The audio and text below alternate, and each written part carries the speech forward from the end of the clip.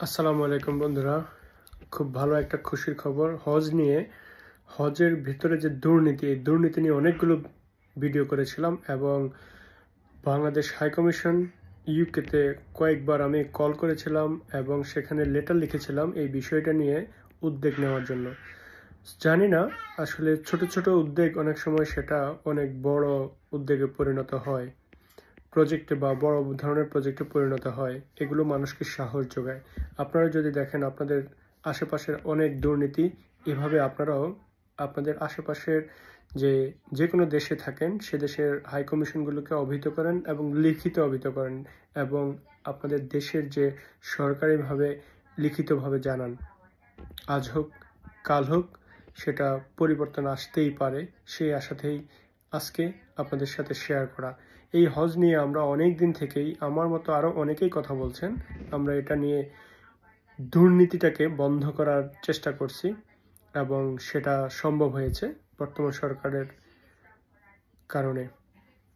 Well done doctor Mohammad Yunus এবং তার সরকারের উপদেষ্টাদের আরও যারা এই টিমের সাথে জড়িত, সবাইকে আমার অন্তরের অন্তঃস্থল থেকে অভিনন্দন।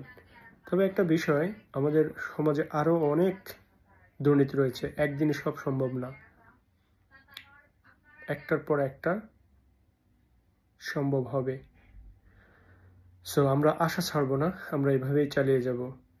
আমরা মুসলমান হিসেবে যখন দাবি করি, তখন মুসলমান হিসেবে দাবি করার ক্ষেত্রে যে বিষয়গুলো, মসজিদ মাদ্রাসার মধ্যে আমাদের আরও ডিটেলস দেখতে হবে।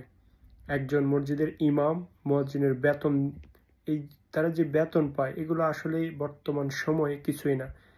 যিনি দিনে আনে রে দিনে খায়, যেমন রিক্সা চালিয়েও একজন মানুষ আরও বেশি ইনকাম করতে পারে, মাঠের একজন কৃষকও আরও বেশি ইনকাম করতে পারে একজন মসজিদের ইমাম যে টাকা ইনকাম করে। সো এই বিষয়গুলিতে আমাদের ভাবতে হবে। আমরা মুসলিম হিসেবে যখন দাবি করি, আমরা যখন হজে যেতে যাই, একটা টিকিটের দাম অনেক টাকা ছিল, সরকারি খরচে কোটি কোটি টাকা খরচ করতো, দুর্নীতি সেখানে ছিল, সেই জায়গাগুলোকে কমিয়ে আনা হয়েছে।